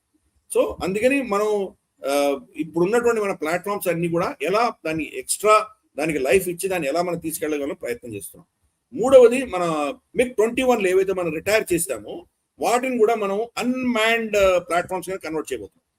మనకు అభినందన్ వర్ధమాన్ దొరికిపోయారు ఆయన పాకిస్తాన్ లో, మనకు తెలుసు. ఆయన దాన్ని దాన్ని ఫ్లైట్ ని ఆయన హ్యాండిల్ చేశారు అప్పుడైనా. ఇప్పుడు అవి కంప్లీట్ రిటైర్ అయిపోయినా దాన్ని మనం స్క్రాప్ కింద అమ్మట్లేదు. వాటిని కూడా టార్గెట్స్ గా పెడుతున్నాం. ఫర్ ఇన్స్టెన్స్ హైపర్సానిక్ మిసైల్ కొట్టాలంటే అది టార్గెట్ గా వస్తుంది. బన్షీ లాంటిదే. బన్షీ వచ్చేసి ఒక డ్రోన్, కానీ ఇప్పుడు MiG-21 అన్మాన్డ్, మనిషి లేకుండానే టేక్ ఆఫ్ అయ్యి వెళ్ళి హైపర్ స్పీడ్ లో వెళ్తుంటే దాన్ని కొట్టడం, దాని టార్గెట్ ఒకటి పెడుతున్నాం. రెండు, దాన్ని బికాస్ అది డ్రోన్ లాగా అయిపోతుంది కదా, అన్మాన్డ్ అనేది డ్రోన్ లాగా ఉంటుంది కాబట్టి అది వెళ్ళి ఏదైనా ప్యాకేజెస్ అక్కడ షూట్ చేసి రావడము, లేదా ఆత్మాహుతి చేసి దాన్ని అటాక్ చేయడము, ఇటువంటివి తయారు చేస్తున్నాం. సో మన ప్రభుత్వం ఏంటంటే ఈవెన్ నార్మల్ మన ప్రొడక్షన్, మన అస్త్రాలు కాకుండా ట్రైనింగ్, తర్వాత మన టార్గెట్లు పెట్టుకున్న వాటిని కూడా మనం అవసరమైతే వాడుకోవడానికి కావాల్సిన దిశగా మనం వాటిని మాడిఫై చేసుకుంటాం. అది ఈ యొక్క ఇంపార్టెన్స్. ఓకే సరే, ఇక నెక్స్ట్ అంశంలోకి వెళ్తాం. ఆకాష్ నెక్స్ట్ జనరేషన్ మిసైల్ ని రేంజ్ ని ఎక్స్టెండ్ చేయడం జరిగిందనే ఒక వార్తా కథనం కూడా వచ్చింది. ఇది 50 kilometers రేంజ్ కి దీన్ని ఎక్స్టెండ్ చేసినట్టుగా తెలుస్తోంది. ఒకసారి దీని వివరాలు ఏంటో చెప్తారా? ఆకాష్ మిసైల్స్ గురించి మీరు ఇంతకు ముందు క్షేత్రంలో అనేక సార్లు చెప్పారు, బట్ స్టిల్ ఈ Akash NG missile range extension కి సంబంధించినటువంటి వార్తా కథనాన్ని ఎలా చూడాలి? ఆకాష్ అంటేనే అది ఏరియల్ టార్గెట్ అర్థమవుతుంది మనకి. ఆకాశంలో వస్తున్నటువంటి మిసైల్స్ కానీ, డ్రోన్స్ కానీ, లేదా మనకు హెలికాప్టర్స్ కానీ, ఫ్లయింగ్ ఆబ్జెక్ట్స్ శత్రు ప్రాంతం నుంచి వస్తున్నవి షూట్ డౌన్ చేయడానికి వాడింది ఆకాష్. మనం ఆపరేషన్ సింధూర్లో దాన్ని చాలా సక్సెస్ఫుల్ గా వాడాం. దానికి రేంజ్ ఇప్పుడు ప్రస్తుతానికి 25 కిలోమీటర్ల దూరంలో రేంజ్ ఉంది. అదే వాడాం ఆపరేషన్ సింధూర్లో, అదే వాడాం. ఇప్పుడు దాన్ని ఎన్జీ, ఆకాష్ ఎన్జీ అంటే నెక్స్ట్ జనరేషన్ తీసుకెళ్ళాం. నెక్స్ట్ జనరేషన్ ఏం చేశారంటే, మామూలుగా నెక్స్ట్ జనరేషన్ వచ్చినప్పుడు డిస్టెన్స్ పెరుగుతుంది. డిస్టెన్స్ పెరగడమే కాదు, దాని యొక్క కెపాసిటీ పెంచాం. ఇదివరకు సింగిల్ మోటార్ ఉండేది, ఫైర్ చేస్తే కానీ వెళ్ళి డైరెక్ట్ కొట్టొచ్చేది. 25 కిలోమీటర్, దానికి అంతకంటే ఇంకెక్కువ ఉండేది కాదు. ఇప్పుడు దాన్ని డ్యూయల్ పల్స్ మోటార్ పెట్టారు. డ్యూయల్ పల్స్ మోటార్ పెట్టేసరికి అది కొంత స్పీడ్ కొంత డిస్టెన్స్ వెళ్ళిన తర్వాత మళ్ళీ సెకండ్ మోటార్ ఇగ్నైట్ అయ్యేసరికి ఇంకా ఫాస్ట్ పుంజుకుంటుంది, ఇంకా స్పీడ్ పుంజుకుంటుంది. సో వెళ్ళే నార్మల్ స్పీడ్ కంటే ఇంకా స్పీడ్ పెంచాము, డిస్టెన్స్ పెంచాము, డబుల్ చేసాం. 25 కిలోమీటర్స్ 50 కిలోమీటర్స్ కొట్టాము. సో 50 కిలోమీటర్స్ దూరంలో మనం కొట్టగలుగుతున్నామంటే కనుక, ఫర్ ఇన్స్టెన్స్ పాకిస్తాన్ తీసుకుందాం. పాకిస్తాన్ యొక్క మేజర్ వాళ్ళ ఎయిర్ అసెట్స్ అన్ని కూడా పంజాబ్ లో ఉన్నాయి. అలాగే మనకు ఇక్కడ నార్త్ లో స్కర్దు కావచ్చు, లేదా ఇక్కడ బౌలారీ కావచ్చు, మనకు జకోబాబాద్ కావచ్చు, ఇవన్నీ కూడా 50 కిలోమీటర్ రేంజ్ వచ్చేస్తాయి. అంటే వాళ్ళ రన్వే నుంచి టేక్ ఆఫ్ అయినంత లోపల మనం కొట్టచ్చు. అంత రేంజ్ లోకి వచ్చేసాయి ఇవన్నీ కూడా. ఎక్కడో మనకు బలూచిస్తాన్ నుంచో లేకపోతే పెషావర్ నుంచో వస్తే అది వేరే విషయం, కానీ లిటరల్ గా వీళ్ళ మొత్తం ఎయిర్ అసెట్స్ అన్ని కూడాను ఆకాష్ రేంజ్ లోకి వచ్చేసినాయి. ఆకాష్ ఎన్జీ అది కూడా నెక్స్ట్ జనరేషన్ కాబట్టి 50 కిలోమీటర్స్ రేంజ్. వీళ్ళు ఒకవేళ అక్కడి నుంచి టేక్ ఆఫ్ అక్కడి నుంచి ఫైర్ చేసినా కానీ కూడా దాన్ని షూట్ డౌన్ చేయొచ్చు. అలాగే మన వాళ్ళ డ్రోన్స్ ఎక్కడి నుంచి ఫైర్ చేస్తున్నారు వాటన్నిటి కూడా ట్రాక్ చేసి షూట్ చేయగలుగుతాం. ఇంకా గతంలో ఆ ఆపరేషన్ సింధూర్ కంటే మన కెపాసిటీని డబుల్ చేసుకున్నాం, ఇంకా డబుల్ ద డిస్టెన్స్ లో కొట్టగలం. అందుకని ఆకాష్ ఎన్జీ టెస్ట్ సక్సెస్ఫుల్ అయింది. అది దీన్ని ఇండక్ట్ చేయబోతున్నాం మనం. సో ప్రతిదీ కూడా ఆపరేషన్ సింధూర్ లో మనకు వచ్చినటువంటి గుణపాఠాల ఆధారంగా మనకు ఉన్నటువంటి ప్లాట్ఫామ్స్ అన్ని ఇంక్రీజ్ చేసుకుంటున్నాం. ఇన్ఫాక్ట్ అస్త్రా MK1 మనం అప్పుడు వాడాం 110 కిలోమీటర్స్. ఇప్పుడు అస్త్రా MK2 240 కిలోమీటర్స్, దాన్ని డబుల్ చేసాం. ఆల్మోస్ట్ కాదు, డబుల్ కంటే ఎక్కువ డిస్టెన్స్ వెళ్తుంది. 240 కిలోమీటర్స్ కొట్టగలిగిన అస్త్రా MK2 పెట్టుకున్నాం. ఇప్పుడు ఆల్రెడీ ఇండక్షన్ వస్తుంది. అస్త్రా MK3 రీసెర్చ్ జరుగుతుంది. బహుశా అది 360 కిలోమీటర్ల దూరం కొట్టగలిగిన క్షమత ఉండేదానికి రీసెర్చ్ జరుగుతుంది. దీనికి మూలం ఎక్కడి నుంచి వచ్చింది? అంత దూరం కొట్టగలిగిన కెపాసిటీ ఎక్కడి నుంచి వచ్చిందంటే, అదో చైనీస్ మిసైల్స్ పడిపోయాయి కదా మన దగ్గర, PL-15E. దాన్ని రివర్స్ ఇంజనీరింగ్ చేసి వాళ్ళు ఏం చేశారు, వాళ్ళు ఎటువంటి కెమికల్ పెట్టారు దాంట్లో తెలుసుకొని అటువంటిది మనం రెప్లికేట్ చేసి దాన్ని తయారు చేస్తాం. సో దాంతో మనం నెక్స్ట్ MK3 లెవెల్కి వెళ్ళబోతున్నాం. సో ఆపరేషన్ సింధూర్ లో మనం వాడిన ప్లాట్ఫామ్స్ అన్ని కూడా నెక్స్ట్ జనరేషన్ తీసుకెళ్తున్నాం. ఇప్పుడు లేటెస్ట్ గా ఆకాష్ కూడా నెక్స్ట్ జనరేషన్ తీసుకెళ్ళాం. అందుకని చాలా, అంటే సంవత్సరం కూడా అవ్వలేదు, సంవత్సరంలోనే ఇన్ని మార్పులు చేసుకున్నాం. సో మనం ఊరికే కూర్చోలేదు, మనం ఫీల్డ్ మార్షల్ మెడల్స్ ఇచ్చుకుంటూ మనం కూర్చోలేదు. మన ఎక్కడ మన కెపాసిటీ ఉందో దాన్ని ఫస్ట్ నెక్స్ట్ లెవెల్కి వెళ్తున్నాము. సెకండ్, మనం ఎక్కడ తప్పిదాలు చేసామో దాన్ని ఏదో విధంగా దాన్ని కరెక్ట్ చేసి దాన్ని బూట్ చే దిశగా మనం కొన్ని స్టెప్స్ తీసుకుంటున్నాం. కాబట్టి చాలా చాలా అగ్రెసివ్గా ఉన్నాం మనం. బహుశా నెక్స్ట్ ఆపరేషన్ సింధూర్ అంటూ వస్తే కనుక అసలు పాకిస్తాన్ ఎక్కడ కూడా అసలు వాళ్ళు ఇప్పుడు కనీసం వాళ్ళు ఏదో కనీసం మన 4 డ్రోన్లు అవి 4 మిసైల్ కొట్టారు, అది కూడా వాళ్ళ కెపాసిటీ ఉండదు. వాళ్ళని చాలా ఈజీగా మనం వాళ్ళ యొక్క కెపాసిటీని కంప్లీట్ గా డిజామ్ చేసే కెపాసిటీ మనకు ఉన్నది. కాబట్టి ఈ టెస్ట్లన్నీ కూడాను ఆ దిశగా మనం చూడాలి. ప్రభుత్వం ఎంత సీరియస్ గా ఉంది, మన కెపాసిటీ ఎలా బిల్డ్ అవుతోంది, ఒక లీథల్ డిఫెన్స్ ఫోర్స్ గా మనం తయారవుతున్నాము. కాబట్టి ఈ సైంటిస్టులకు వీళ్ళందరికీ కూడా DRDO వాళ్ళందరికీ కూడా అభినందనలు తెలుపుతాం. Super sir, super. నెక్స్ట్ అంశంలోకి వెళ్దాం sir. Hindustan Aeronautics Limited HAL Tejas MK1A aircrafts 5 aircrafts సిద్ధంగా ఉన్నాయి. ఇంకా సక్సెస్ వెపన్ ట్రయల్స్ ఆల్మోస్ట్ అన్ని అయిపోయినాయి. ఇప్పుడు దాన్ని మనం రెడీనెస్ తోటి మేము సిద్ధంగా ఉన్నాము, దాని ఆపరేషనల్ రెడీనెస్ కి వచ్చేసింది ఈ స్టేజ్ అని చెప్తూ ఉన్నారు. సో మార్చ్ 2026కి దీన్ని ఇచ్చే అవకాశం కనబడుతోంది. So Tejas 5 air crafts ready అవ్వడం ఎంత సిగ్నిఫికెంట్ అంశం ఇది? మన భారత వైమానిక దళానికి ఎలా ఇవి దోహదం చేయబోతోంది?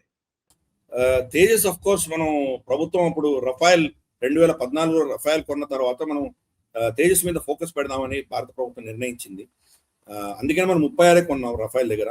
అన్ఫార్చునేట్ మనకు కరోనా వచ్చింది, తర్వాత ఆ సప్లై లైన్ అంతా కూడా రీఎస్టాబ్లిష్ చేసి అవన్నీ చేసేసరికి రమారమి 3-3.5 సంవత్సరాలు మనం కోల్పోయాం. మనం చాలా లేట్ అయిపోయింది.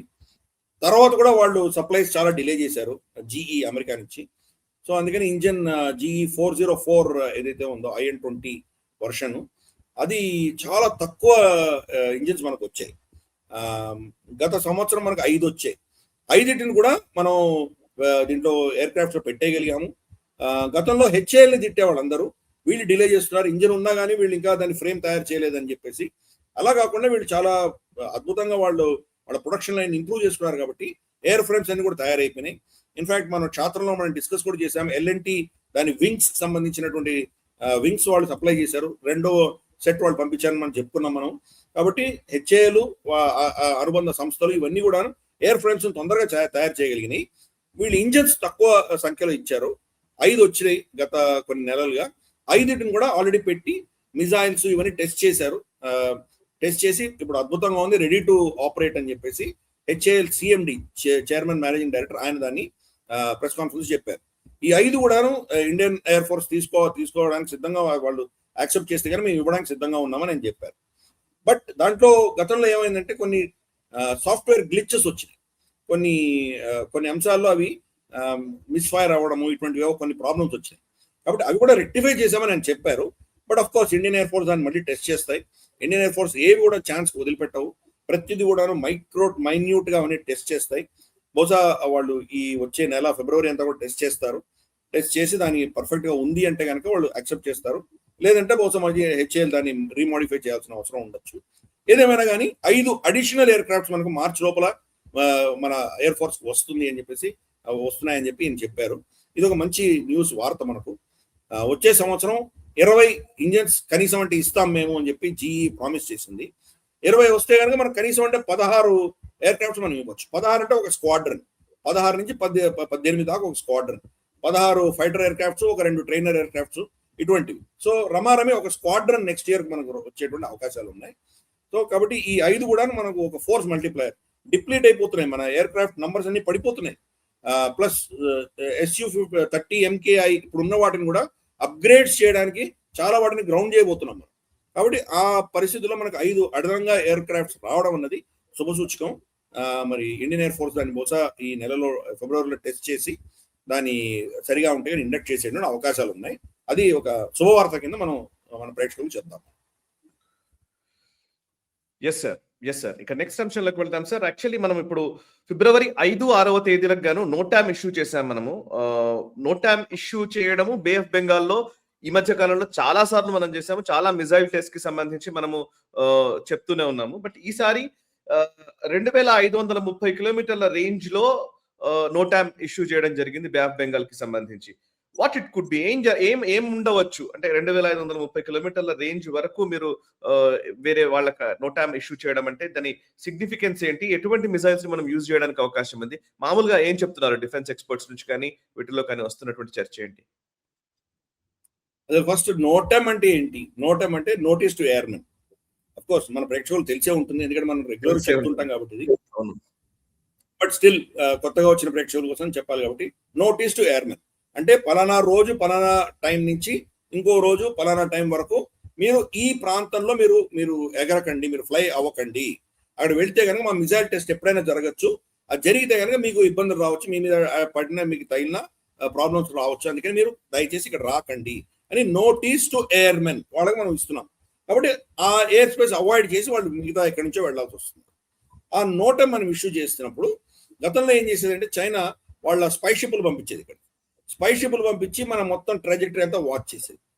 దీన్ని ఎలా వీళ్ళని హ్యాండిల్ చేయాలి అని చెప్పి మనం ఏం చేసామంటే క్రమేపీ ఇది మనం ఛాత్రంలో డిస్కస్ కూడా చేసాం. మనం నోటమ్స్ ఇష్యూ చేయడము, వాళ్ళ షిప్లు వచ్చి అక్కడ రెడీగా వెయిట్ చేస్తుంటే దాన్ని క్యాన్సిల్ చేయడం, వాళ్ళు ఖర్చు పెట్టుకొని అంతంత, ఎందుకంటే వాళ్ళు మళ్ళీ వాళ్ళకి ఫ్యూయల్ కావాలి, తిండి కావాలి, వాళ్ళకి వాళ్ళ క్రూ అందరూ మళ్ళీ రెస్ట్ తీసుకోవాలి. కాబట్టి వాళ్ళు మళ్ళీ వెళ్ళి హంబన్ తోటలోనో ఎక్కడో వాళ్ళు వెళ్ళి గోదావరిలోనో ఎక్కడో వాళ్ళు రెస్ట్ తీసుకోవడానికి వెళ్ళిపోతే కనుక అప్పుడు మనం ఫైర్ చేసేవాళ్ళం. సో ఇలా వాళ్ళని సతాయించి మనం ఫైర్ చేసాము. ప్లస్ చైనాకి మెసేజ్ పంపించాం, నువ్వు నన్ను ఎలా వాచ్ చేస్తున్నావు, నీ స్పై షిప్లు ఏం చేస్తున్నాయి ఇవన్నీ నాకు తెలుసు అన్న మెసేజ్ వాళ్ళకి ఇచ్చాం. కాబట్టి ఇప్పుడు ఇచ్చిన నోటేమో 2530 కిలోమీటర్స్ ఇచ్చాం. ఫస్ట్ 1000 పైచీలకు కిలోమీటర్స్ మాత్రమే మనం ఇచ్చాం. ఫస్ట్ దాన్ని ఎక్స్టెండ్ చేసి ఇప్పుడు 2530 కిలోమీటర్కి మనం నోటం ఇష్యూ చేసాం. చూస్తాం, 10 రోజులు గ్యాప్ ఇచ్చాం. 10 రోజుల్లో మళ్ళీ చైనా కనుక వాళ్ళ షిప్పులు తీసుకొని ఇక్కడికి వచ్చారంటే మనం బహుశా క్యాన్సిల్ చేయొచ్చు లాస్ట్ మినిట్. వాడు ఏ హంబన్ తోటకో లేకపోతే ఇంకెక్కడికో జిబోటికో ఒకటి వెళ్ళిపోయిన తర్వాత అప్పుడు మనం ఫైర్ చేస్తాం. 2 రోజులు 3 రోజుల్లో గ్యాప్ ఇచ్చి వ్యవధి ఇచ్చి మనం కొట్టేస్తాం. కాబట్టి చూద్దాం ఏముంటుందో.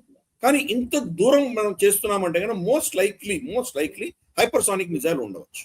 ఎందుకంటే ఇప్పుడు బ్యాలిస్టిక్ మిసైల్స్ అంతా ఎవరు ఉన్నాయి, మన దగ్గర చాలా బ్యాలిస్టిక్ మిసైల్స్ ఉన్నాయి, కానీ బ్యాలిస్టిక్ మిసైల్స్ కంటే కూడా ఇప్పుడు నెక్స్ట్ జనరేషన్ వెళ్ళిపోయాం కాబట్టి మనం హైపర్సానిక్ మిసైల్స్, బ్రహ్మోస్లో ఇంకేదైనా వర్షన్ ఇటువంటివి చేసినా చేయొచ్చు. బహుశా మనం సబ్మరీన్ బేస్డ్ K4 యొక్క నెక్స్ట్ వర్షన్ ఏమైనా ట్రై చేస్తున్నామా, లేదా సబ్మరీన్ బేస్డ్ బ్రహ్మోస్ ట్రై చేస్తున్నామా, లేదా హైపర్సానిక్ మిసైల్ ట్రై చేస్తున్నాం. ఈ మూడే మోస్ట్ లైక్లీ మనం ఫైర్ చేసేటువంటి అవకాశాలు ఉన్నాయి. బట్ చెప్పలేం, ఏ సర్ప్రైజ్ తీసుకొస్తున్నాం మనం చెప్పలేము. అది చెప్పలేదు మన ప్రభుత్వం, ఏ మిసైల్ టెస్ట్ చేస్తున్నామో చెప్పలేదు, అది సీక్రెట్ కాబట్టి. ప్లస్ 2530 కిలోమీటర్ల ప్రోటోకాల్ అంటే కనుక బహుశా మిసైల్ అంతకంటే ఎక్కువ కొట్టగలిగిన క్షమత ఉండొచ్చు. ఎందుకంటే మన రేంజ్ ఎంత ఉందో కంప్లీట్ అంత రేంజ్ ఫుల్గా మనం టెస్ట్ చేయకపోవచ్చు. దాని కెపాసిటీ ఎంతవరకు ఉందో అంతవరకు మనం టెస్ట్ చేసి దానికంటే ఎక్స్టెండెడ్ రేంజ్ ఎంత ఉంటుందో అది మనం దాచిపెట్టాం, చెప్పం, శత్రువులకు చెప్పం. 2530 ఇచ్చామంటే కనీసం 3000 కిలోమీటర్ కొట్టగలిగిన మిసైల్ ఏదో టెస్ట్ అవ్వబోతోంది. సో ఫిబ్రవరి 5, 6 2 రోజులు టైం ఇచ్చాము. చూద్దాం, ఇది ఒక క్యాట్ అండ్ మౌస్ గేమ్.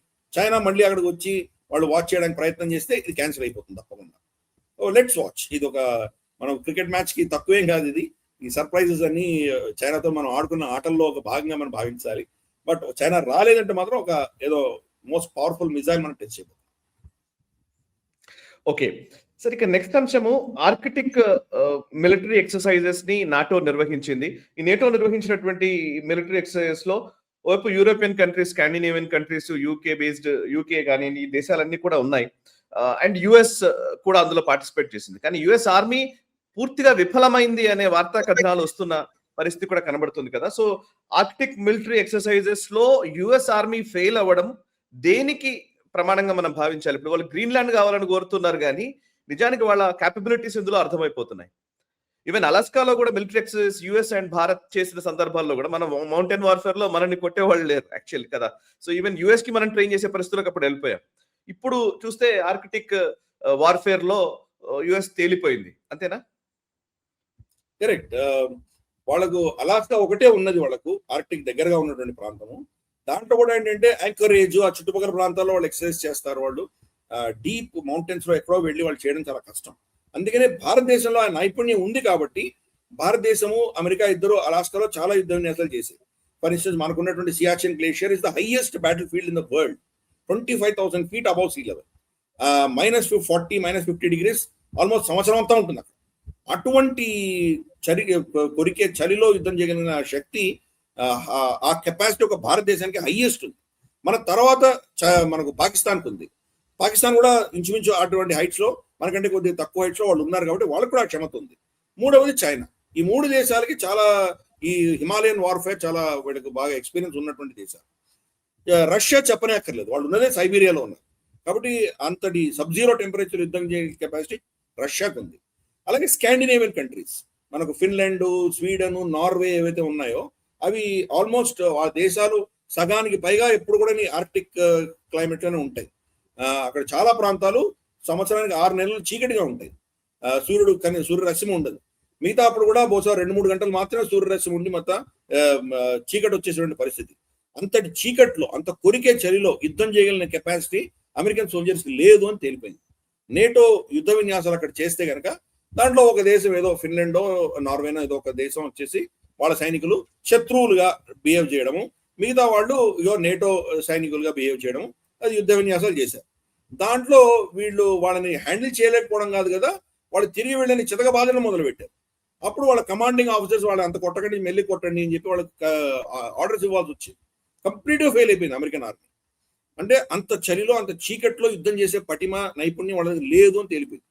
వీళ్ళు ఏదో ఆఫ్ఘనిస్తాన్ లోను, ఇరాక్ లోను, డెజర్ట్స్ లో యుద్ధం చేసే కెపాసిటీ వీళ్ళకి ఉన్నది, కానీ నిజంగా అంత ఎక్స్ట్రీమ్ కండిషన్ యుద్ధం చేసే కెపాసిటీ లేదు అని తేలి.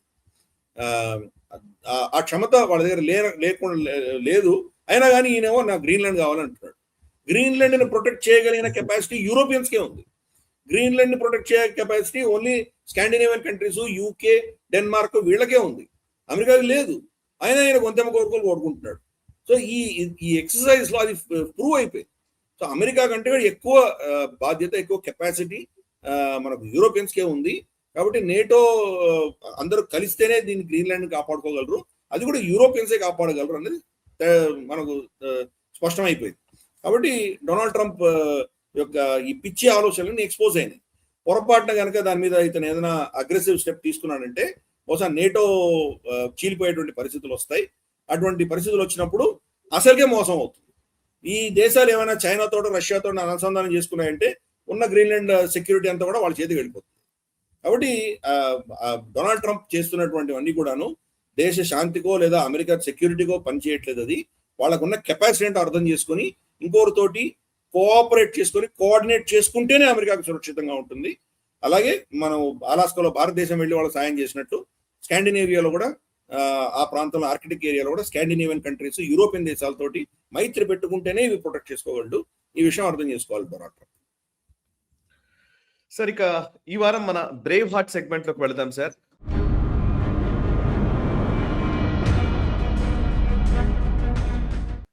బ్రిగేడియర్ రాయ్ సింగ్ యాదవ్ గారు టైగర్ ఆఫ్ నాథులాగా పేరుగాంచినటువంటి వ్యక్తి. ఆయన నాథులా చోళా ఏదైతే పాసెస్ కి సంబంధించి 1962 వార్ లో మనం ఓడిపోయాం చైనా చేతుల్లో అనేది అందరికీ ఎక్కువగా ప్రచారంలోకి వచ్చింది. 1967 లో చైనాని వణికించాము, చైనా పైన విజయం సాధించామన్న విషయం చాలా మందికి తెలియదు. సో 67 లో జరిగినటువంటి నాథులా చోళా క్లాషెస్ లో అక్కడ జరిగినటువంటి యుద్ధంలో చైనాను మట్టి కర్పించడంలో కీలక పాత్ర వహించినటువంటి రాయ్ సింగ్ యాదవ్ గారి గురించి, బ్రిగేడియర్ రాయ్ సింగ్ యాదవ్ గారి గురించి వివరాలు తెలియజేస్తారా? అదే కరెక్ట్. మనకు 62 యుద్ధం గురించే మన దేశంలో ఎంత ప్రొపగేట్ చేశారని అంత ప్రొపగేట్ చేశారు. 67లో మనం గెలిచినటువంటి మనం ఎప్పుడు చూపించలేదు. ఇది ఒక దౌర్భాగ్యమైన పరిస్థితి మన దేశంలో. మన చరిత్ర హిస్టరీ టెక్స్ట్ బుక్స్ లో కూడా ఎవరెవరు మనల్ని ఓడించారో బాబరు, ఔరంగజేబులు ఇటువంటి వాళ్ళ పేర్లే మనకు చరిత్రలో ఉంటాయి. కానీ మనం ఎవరిని వాళ్ళని ఓడించినటువంటి గాథలు మనకు దాచిపెట్టాము. మనం ఎప్పుడు కూడా ఓడిపోయామని చెప్పే దిశగానే మన పుస్తకాలన్నీ, మన నేరేటివ్ అంతా అలాగే నడిచింది. లచిత్ బర్ఫూకన్ అంత గొప్ప మొఘల్ సామ్రాజ్యాన్ని ధ్వంసం చేశాడన్న విషయం మన చరిత్ర పుస్తకాలు ఎక్కడ రాయరు. అలాగే 62 వార్ గురించి మాట్లాడిన వాళ్ళు 67లో అద్భుతాలు సృష్టించాము దాని గురించి మాట్లాడలేదు. 5 సంవత్సరాలు అప్పటికి 1962కి 1967కి తేడా ఏంటి అంటే కనుక నెహ్రూ లేడు, వికే కృష్ణమేనన్ లేడు. వీళ్ళ చెత్త, వీళ్ళ కమ్యూనిస్ట్ భావజాలాలు పోయినాయి. అప్పటికి దేశ విద్రోహమైనటువంటి, దేశ వ్యతిరేకమైనటువంటి ఆలోచనలు ఉన్నటువంటి ఒక అపర నక్సలైట్ కృష్ణమేనన్ వెళ్ళిపోయాడు. దాంతో 67 వచ్చేసరికి మన సైన్యం వాళ్ళు 62లో చేసిన తప్పిదాలన్నీ కూడా రెక్టిఫై చేసుకున్నారు. సో ఏదో ఇప్పుడు మనం గల్వాన్ లో వాళ్ళని కొట్టడం కాదు, 67 వాళ్ళు చావ చేతకు బాధ చైనీస్. సో ఆ చరిత్ర తెలిస్తే కనుక 62 సంబంధించినటువంటి మనకు ఆ బూచియా దయ్యం మన తల నుంచి ఎప్పుడో వెళ్ళిపోయి ఉండేది. 67లో ఈయన బ్రిగేడియర్ రాయ్ సింగ్ యాదవ్, ఈయన గుర్గాం వాసి. గుర్గాం అంటే అప్పట్లో అది యునైటెడ్ పంజాబ్ ప్రావిన్స్ లో ఉన్నప్పుడు 1925లో జన్మించారు ఆయన. అక్కడి నుంచి ఆయన ఆయనకి సిక్కింలో ఆయనకి పోస్టింగ్ ఇస్తే 1967లో ప్రభుత్వం ఏం చెప్పిందంటే, ఆఫ్ కోర్స్ అప్పుడు 67లో సిక్కిం వేరే దేశంగా ఉంది, ఒక కింగ్డమ్ గా ఉన్నది. కానీ దాని రక్షణ భారతదేశానికి అప్పచెప్పింది. భారతదేశంలో ఒక స్టేట్ గా ఇంకా అది మారలేదు. 1975లో మన దేశంలో అది విలీనమైంది. దాని గురించి నువ్వు సపరేట్ వీడియో కూడా చేసినట్టున్నావు నువ్వు నేషనల్ సబ్ లో. ఆ విలీనం రా ఎలా పనిచేసింది అవన్నీ కూడా చేసావు అది. బట్ 67 అంటే ఇంకా 75 కంటే ముందరే, ఆల్మోస్ట్ 8 ఏళ్ళ ముందర విషయం మనం మాట్లాడుతున్నాం. అక్కడ బార్డర్ ఏదైతే పర్సీవ్డ్ బార్డర్ ఉందో అక్కడ మనం బార్డ్ వైర్ ఫెన్స్ పెట్టమని మన ప్రభుత్వం చెప్తే, మనం ఫెన్సింగ్ చేస్తుంటే చైనీస్ వచ్చి మీరు ఇక్కడ పెట్టడానికి వీలు లేదు అని వాళ్ళు అబ్జెక్ట్ చేశారు. అబ్జెక్ట్ చేస్తే అది ఏంటి, వాళ్ళ కమిషనర్ వచ్చి అబ్జెక్ట్ చేశాడు. చైనాలో పిఎల్ఏలో ఒక చట్టం ఉంటుంది. మనకు ఆర్మీ ఆఫీసర్లోకి అయితే పొలిటీషియన్స్, కమ్యూనిస్ట్ పార్టీకి సంబంధించినటువంటి లీడర్స్ కూడా ఆర్మీలో కూర్చొని ఉంటారు. వాళ్ళని పొలిటికల్ కమిషనర్స్ అంటారు. ప్రపంచంలో ఏ సైన్యానికి ఉండదు, ఒక పిఎల్ఏకి మాత్రమే ఉంటుంది, చైనాలో మాత్రమే ఉంటుంది. అంటే ఆర్మీ ఆఫీసర్ ఏం చేయాలో ఈ పొలిటికల్ లీడర్ చెప్తాడు అతనికి. సో అటువంటి ఒక చట్టం ఉంది వాళ్ళ దాంట్లో. సో అతను వచ్చాడు, కమిషనర్ వచ్చి మీరు పెట్టడానికి వీలు లేదు అని చెప్పి అబ్జెక్ట్ చేశాడు. లేదు మా ప్రభుత్వం మాకు ఆర్డర్ ఇచ్చింది, మేము చేస్తున్నాం అని చెప్పి మన వాళ్ళు చేసుకుంటూ వెళ్ళారు. అంతా అక్కడి నుంచి వాళ్ళు మళ్ళీ కాసేపటికి అంతా సైన్యాన్ని అతను ఆర్డర్ ఇచ్చినట్టున్నాడు. వాళ్ళందరూ వచ్చి ఫైరింగ్ మొదలు పెట్టారు. ఫైరింగ్ లో మన వాళ్ళు కొంతమంది చనిపోయారు. మనకు ఆల్మోస్ట్ 30-40 మంది చనిపోయారు. చాలా పెద్ద నష్టమే జరిగింది మనకి. కానీ మనం కూడా రివర్స్ ఫైరింగ్ చేసాం, మనం కూడా రివర్స్ అటాక్ చేసాం. రివర్స్ అటాక్ చేసేసరికి అంటే ఇటువంటి పరిస్థితుల్లో రిట్రీవ్ అయ్యి ఆ ఫెన్సింగ్ ఆపేసేటువంటి పరిస్థితి వచ్చినప్పుడు కూడా ఈయన బ్రిగేడియర్ రాయ్ సింగ్ యాదవ్ ఈయన చాలా అద్భుతమైనటువంటి నైపుణ్యంతో నేతృత్వం చూపించి వాళ్ళని తిరిగి తిప్పికొట్టి వాళ్ళని అటాక్ చేసేసరికి క్యాజువాలిటీస్ వాళ్ళ సైడ్ చాలా విపరీతంగా వచ్చినాయి. 3 రోజులు 4 రోజుల యుద్ధంలో మనమే గెలిచాం. గెలిచేసరికి వాళ్ళు దాసోహం అని చెప్పి వచ్చి వాళ్ళ శవాలను వెనక్కి తీసుకోవడం వెళ్ళాలని చెప్పి మనల్ని కోరితే అప్పుడు మనం పర్మిషన్ ఇచ్చాం. అప్పుడు మరుసటి 2 రోజులు వాళ్ళ శవాలను వెనక్కి తీసుకెళ్లారు. సో మనకు నత్తుల్లాలో మనం కొట్టింది అది. అప్పటికి వాళ్ళకి బుద్ధి రాలేదు. మళ్ళీ ఒక 2 రోజుల తర్వాత చోలాలో వాళ్ళు మళ్ళీ అటాక్ చేశారు. అక్కడ మళ్ళీ కొట్టాము. అది నత్తులాగా జస్ట్ పక్కనే. ఈ 2 ప్రాంతాల్లో మనం వాళ్ళని ఎఫెక్టివ్ గా వాళ్ళని కౌంటర్ చేసాం. అఫ్ కోర్స్ మనకు నష్టం వచ్చింది. యుద్ధంలో 2 సైడ్స్ నష్టాలు ఉంటాయి. కానీ ఆ యుద్ధం మనమే గెలిచాం. వాళ్ళని అక్కడి నుంచి తరిమి కొట్టాము. వాళ్ళని మళ్ళీ ఆ నత్తుల్లా ఆ రోజు నుంచి 67 నుంచి ఈ రోజు దాకా అక్కడ ఇన్కర్షన్ చేయలేదు ఇంతవరకు. అరుణాచల్ ప్రదేశ్ లో చాలాసార్లు చేశారు, లదాఖ్ లో చాలాసార్లు చేశారు. నత్తుల్లా సిక్కింలో ఈ రోజు దాకా వాళ్ళు మళ్ళీ ఇన్కర్షన్ చేసే ధైర్యం సాహసం అడగలేదు. మనం ఈయన చేసినటువంటి మనకు బ్రిగేడియర్ రాయ్ సింగ్ యాదవ్ గారు చేసినటువంటి సాహసోపేతమైనటువంటి యుద్ధం వల్ల ఈ రోజు అక్కడ సురక్షితంగా మనం ఉండగలుగుతాం. ప్లస్ యాక్చువల్గా బార్డర్ పోస్ట్ ఉంది మనకు అక్కడ. మోదీ గారు, షీ జిన్పింగ్ గతంలో వాళ్ళ ఒప్పందాల ప్రకారం మనకు మానసరోవర్ వెళ్ళాలంటే అదే పాస్ నుంచి వెళ్ళాలి. సో అక్కడ వాళ్ళ బార్డర్ పోస్ట్ పెట్టుకున్నారు, వాళ్ళు దాన్ని యాక్సెప్ట్ చేశారు. కాబట్టి ఆ సమస్యకి పరిష్కారం 67లో వచ్చింది. సో మన ప్రజలకు తెలియాలి, 67లో మనం అప్పుడే గెలిచాం, చైనాని అప్పుడే ఓడించాము. నెహ్రూ, వికే కృష్ణమేనన్ చెత్త వెళ్ళిపోయిన తర్వాత మన దేశం ఆత్మధైర్యము, స్థైర్యం పెంచుకుంది. దానికి ముఖ్య కారణంగా ఇటువంటి పెద్ద ఆఫీసర్లు, గొప్ప ఏమంటారంటే నైపుణ్యం ఉన్నటువంటి ఆఫీసర్ల వల్ల మన ధైర్యాన్ని, మన ఆత్మ గౌరవాన్ని మనం మళ్ళీ పునఃస్థాపించుకోగలిగాం. ప్రభుత్వం ఆయనకు మహావీర్ చక్ర ఇచ్చారు. మహావీర్ చక్ర యుద్ధం కాదు, ఇది ఒక బార్డర్ క్లాష్ అయ్యేది. కాబట్టి యుద్ధంలో ఇచ్చేది పరమవీర్ చక్ర, యుద్ధం లేనటువంటి సమయాల్లో ఇచ్చేది హైయెస్ట్ మిలిటరీ అవార్డు వచ్చి మహావీర్ చక్ర. వీరికి మహావీర్ చక్రతో ఆయన్ని సన్మానించారు. ఆయన చాలా దీర్ఘకాలంగా జీవితం సాగించి 92 ఏళ్లకు ఆయన పరిమపదించారు. కాబట్టి ఆయన చరిత్ర మన పిల్లలందరూ తెలుసుకోవాలి. మనకంటే శక్తివంతుడైనటువంటి దేశం మన మీద చేస్తే కూడా ధైర్యంతో, సాహసంతో నిలబడిన వాళ్ళు ఎటువంటి అద్భుతాలు సృష్టించవచ్చో, ఎటువంటి పరిణామాలు తీసుకురావచ్చో మనం తెలుసుకోవాలి. ప్రభుత్వాలు ఈ యుద్ధం గురించి పెద్ద పబ్లిష్ చేయలేదు, అది వాళ్ళ నెరేటివ్ వార్ అది. కానీ మనం మన ప్రజలకు ముందే తీసుకొచ్చే ప్రయత్నం చేద్దాము. అటువంటి అద్భుతం సృష్టించినటువంటి మహానుభావుని మనం తలుచుకున్నాము. ఆయన యొక్క ఆత్మకు ఉత్తమ కలగాలని భగవంతుని ప్రార్థిద్దాం. Correct sir. యాక్చువల్లీ నేను ప్రేక్షకులకు కూడా ఇంకొక అది విజ్ఞప్తి ఏంటంటే, ఇప్పుడు ఇందాక సార్ చాలా అద్భుతంగా వారి గురించి చెప్పారు, రాయ్ సింగ్ యాదవ్ గారి గురించి చెప్పారు, బ్రిగేడియర్ రాయ్ సింగ్ యాదవ్ గారి వీర గాథ గురించి చెప్పారు కదా. మీకు సింపుల్ గా అర్థం కావాలంటే పల్టాన్ అని ఒక సినిమా కూడా వచ్చింది బాలీవుడ్ లో. అర్జున్ రాంపాల్ అద్భుతమైన ఈ జనరల్ బ్రిగేడియర్ రాయ్ సింగ్ యాదవ్ గారి పాత్రను పోషించారు. పల్టాన్ అనే మూవీ చూస్తే నిజంగా అద్భుతమైన సినిమా అది. నేను చూశాను, మీరు కూడా చూడవలసిందిగా కోరుతున్నాను. ఈ ఓటీటీ ప్లాట్ఫామ్స్ లో చూస్తే మనం 67 వార్ ఎంత బాగా గెలిచాము, చైనా మీద ఎలా మనం తిప్పికొట్టాము అనేది మనకు అర్థమవుతుంది. సో అండ్ దాంట్లో నేరేటివ్స్ కూడా ఉంటాయి సార్. యాక్చువల్లీ హిందీ చీనీ భాయ్ భాయ్ అని వాడు పోస్టర్ పెడతాడు, మళ్ళీ లోపలికి వస్తాడు. అసలు చైనీస్ టాక్టిక్స్ మొత్తం అందులో చూపించారు క్లియర్ గా, ఈ సలామీ స్లైసింగ్ ఇవన్నీ. So please watch it. Sudden గా ఇప్పుడు ఈ టాపిక్ తీసుకున్నాం కాబట్టి నేను కూడా ఈ సందర్భాన్ని పెట్టుకొని నేను మీకు కూడా చెప్తున్నాను. పల్టాన్ అనే మూవీ, రైట్. నెక్స్ట్ అంశంలోకి వెళ్దాం సార్. ఈ వారం మనం వెపన్ సెగ్మెంట్ లోకి వెళ్దాం.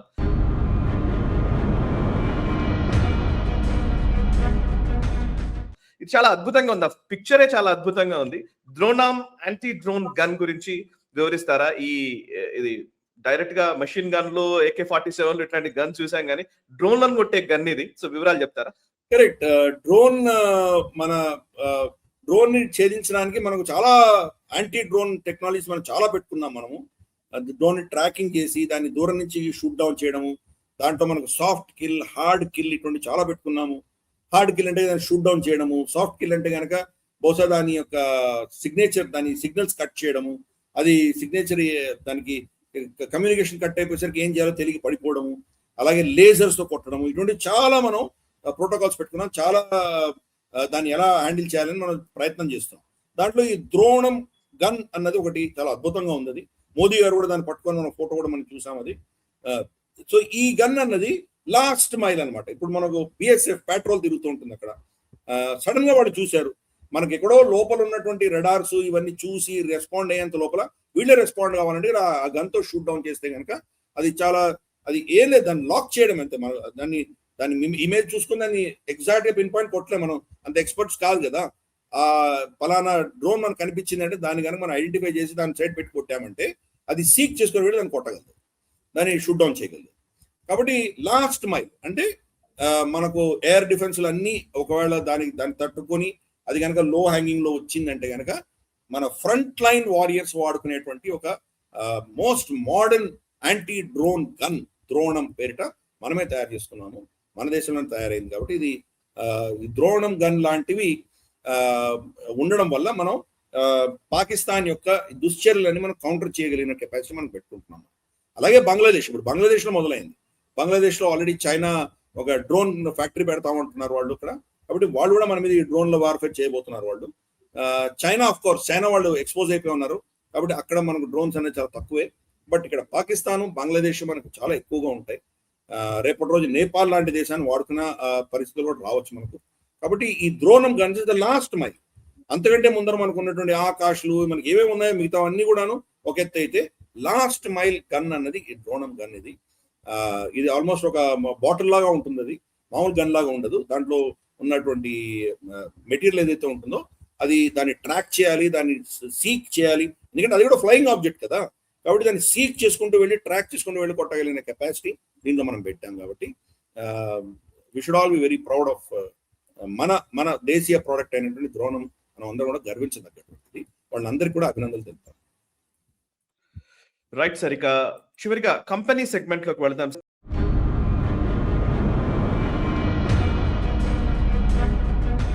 సార్, ఈ వారం మనము క్షాత్రంలో sea lion offshore diving private limited విశాఖపట్నంలో ఉన్నటువంటి హెడ్ ఆఫీస్ వాళ్ళది.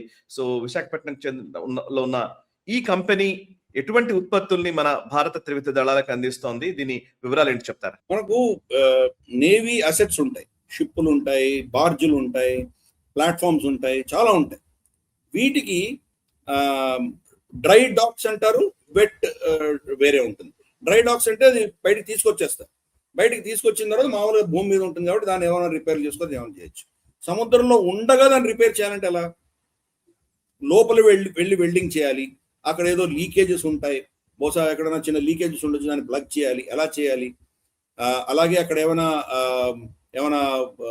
టార్పిడో దానికి సంబంధించినటువంటి వింగ్స్ లో ఏమైనా చిన్న ప్రాబ్లమ్స్ రావచ్చు, లేదా మనకు దాని ప్రొపెల్లర్స్ లో ఏమైనా ప్రాబ్లమ్స్ రావచ్చు, లేదా మనకు ఇటువంటివి ఏమైనా ఉండొచ్చు, దాంట్లో మనకు తెలియదు. అలాగే డ్రెడ్జింగ్, ఫర్ ఇన్స్టెన్స్ షిప్ కింద శాండ్ ఎక్కువ వచ్చేసి ఉండొచ్చు. ఆ శాండ్ మనకి తీయకపోతే కానీ అది గ్రౌండ్ అయిపోయేటువంటి పరిస్థితి రావచ్చు, దాన్ని డ్రెడ్జ్ చేయాల్సి వచ్చినటువంటి పరిస్థితి రావచ్చు. అలాగే దాన్ని సర్వేలెన్స్ చేయాల్సి వస్తుంది. ఒకసారి కింద వెళ్ళి కెమెరాస్తో చూసి ఎక్కడ ప్రాబ్లం ఉంది డిటెక్ట్ చేయాల్సి వస్తుంది. సో ఇటువంటివి చాలా సముద్రం లోపల చేయాల్సినవి చాలా అవసరాలు ఉండొచ్చు. వాటిని ఆ అవసరాలను తీర్చడానికి అవసరం అని చెప్పేసి ఇదిగో ఈ sea lion offshore diving private limited పేరిట మన ఆర్ఎస్ ప్రకాష్ రావు గారని ఒక ఆయన దీన్ని స్టార్ట్ చేశారు. 2001లో విశాఖపట్నంలో స్టార్ట్ చేశారు. ఆయన గతంలో పెట్టి officer clearance diver first class of the marine commando force Indian navy, ఇది ఆయనకు ఉన్నటువంటి టైటిల్. మెరీన్ కమాండో ఫోర్స్, ఒక స్పెషల్ కమాండో ఫోర్స్ లో డైవింగ్ ఫోర్స్ లో ఆయన పనిచేశారు. ఈయన కొచ్చిన్ లో ఉన్నటువంటి ఒక నేవల్ డైవింగ్ ట్రైనింగ్ అకాడమీలో ఆయన నిష్ణాతులై వచ్చారు.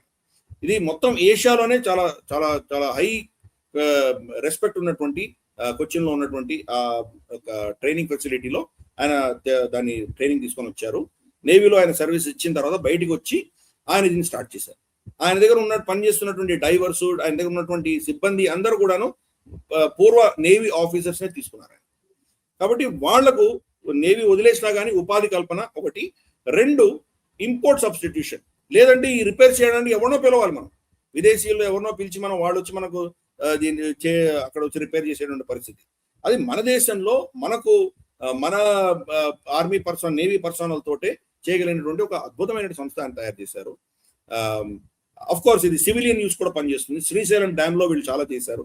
శ్రీశైలం డ్యామ్ లో నీళ్లు ఉండగా, వరదలు వస్తుండగా కింద ఏదో ఇరుక్కుపోయి గేట్లు జామ్ అయిపోయి ఇరుక్కుపోయి డ్రెడ్జింగ్ చేయాల్సి వచ్చినప్పుడు కానీ, ప్రకాశం బ్యారేజ్ లో బోట్లు గేట్స్ లోకి వెళ్ళి ఇరుక్కుపోయినప్పుడు దాన్ని తీయడం కానీ, ఇటువంటి చాలా చేశారు. సో నేవీ కూడా అటువంటి సేవలు వాళ్ళు అందిస్తున్నారు. వెల్డింగ్, సముద్రం లోపలికి వెళ్ళి వెల్డింగ్ చేయాలంటే ఆ టెక్నిక్ వేరే, దాని యొక్క కెపాసిటీ వేరే ఉంటుంది. ఎందుకంటే మీకు నిలబడుకొని మీరు వెల్డింగ్ చేసే పరిస్థితి ఉండకపోవచ్చు. డ్రై డాక్స్ దగ్గర నిలబడుకొని చేయొచ్చు, లేదా నిచ్చెన ఉంటే నిచ్చెన నిలబడుకొని చేసుకోవచ్చు. అక్కడ మీరు ఈదుతూ ఉంటారు, ఈదుతూ చేయాలి. ప్లస్ దాన్ని ఎక్కడ మిస్ కాకుండా పర్ఫెక్ట్ గా చేయాలి. దాని ప్రోటోకాల్స్ చాలా డిఫరెంట్ గా ఉంటాయి. అక్కడ సముద్రంలో మీకు స్లష్ ఉంటుంది, ఎందుకంటే క్లియర్ వాటర్ మనకు అంత కనిపించేటువంటి నీళ్లు ఉండవు అక్కడ. ఎస్పెషల్లీ మనం ఏ డాక్స్కి వెళ్ళినా మనం చూడొచ్చు, ఆయిల్ అంతా స్పిల్ అయి ఉంటుంది, స్లష్ ఉంటుంది, దాంతో అక్కడ నీళ్లు మడ్డీగా ఉంటాయి, మర్కీగా ఉంటాయి, మనకు కనిపించదు. అక్కడ విజిబిలిటీ చాలా తక్కువ. అంతటి లో విజిబిలిటీలో మనం వాళ్ళకి వైజర్ పెట్టుకోవాలి, ఎందుకంటే వెల్డింగ్ చేస్తున్నారు కాబట్టి కనిపించినటువంటి ఆ ప్రాంతంలో వెళ్ళి వీళ్ళు పిన్ పాయింట్ ప్రెసిషన్ చేయాలంటే కనుక దాని ఎక్స్పర్టీస్ ఒక డిఫరెంట్ లెవెల్లో ఉంటుంది. అటువంటిది మన దేశంలో ఉన్నటువంటి కంపెనీలో ఒక కంపెనీ గురించి మనం ఈరోజు ప్రస్తావించుకున్నాము. కాబట్టి వాళ్ళు చేస్తున్న దేశ సేవ, వాళ్ళు మన నేవీకి ఇస్తున్నటువంటి సేవల వల్ల ఈరోజు మనం ఇంకొకరి మీద ఆధారపడకుండా ఉన్నటువంటి పరిస్థితి. అందుకని మనం ప్రకాష్ రావు గారికి, ఆయన సిబ్బందికి, ఈ కంపెనీ మనకు Sea Lion offshore diving private limited వాళ్లకు, అలాగే వీళ్ళని ఇటువంటి వాళ్ళని ప్రోత్సహిస్తున్నటువంటి మన నేవీ, మన ప్రభుత్వాన్ని కూడా అందరినీ అభినందిద్దాం. వాళ్ళకి రాబోయే రోజుల్లో ఇంకా ఈ శక్తిని పెంచుకొని పెద్ద పెద్ద ప్రాజెక్ట్స్ కూడా టేకప్ చేసి వాళ్ళ ప్రపంచానికి కూడా సర్వీస్ ఇవ్వగలిగినటువంటి పరిస్థితికి వీళ్ళు ఎదగాలని మనం కోరుకుంటున్నాం. రైట్ సార్, రియలీ నిజంగా మీరు పర్ఫెక్ట్ గా అనలైజ్ చేసి చెప్పారు sir. Thank you very much. ఇట్లాంటి కంపెనీల గురించి, వెపన్స్ గురించి, బ్రేవ్ హార్ట్స్ గురించి, ఇంకా అనేక అప్డేట్స్, డిఫెన్స్ రిలేటెడ్ అప్డేట్స్ అన్ని కూడా ఒక ఎపిసోడ్ లో అందిస్తున్నటువంటి యాక్చువల్లీ మీ వివరణకి, విశ్లేషణకి నిజంగా శతకోటి ధన్యవాదాలు. Really thank you very much sir. So చూసారు కదా, ఇది ఈ వారం క్షాత్రం ఎపిసోడ్, 76వ ఎపిసోడ్. ఇది ఎపిసోడ్ ని లైక్ చేయండి, 10 మందికి షేర్ చేయండి, కమెంట్స్ ద్వారా మీ అభిప్రాయాలు మాతో పంచుకోండి. మనసా వాచా కర్మణ, దేశగీతం కోసం నేషనలిస్ట్ హబ్. ఈ వీడియో మీకు నచ్చినట్టయితే లైక్ చేయండి, 10 మందికి షేర్ చేయండి, అలాగే కామెంట్ల రూపంలో మీ అభిప్రాయాలను మాతో పంచుకోండి. Nationalist hub group of channels ను సబ్స్క్రైబ్ చేసుకుని తెలుగునాట జాతీయవాద జర్నలిజాన్ని ప్రోత్సహించండి. ఈ వీడియో కింద ఉన్న బెల్ ఐకాన్ పై క్లిక్ చేయడం మర్చిపోవద్దు.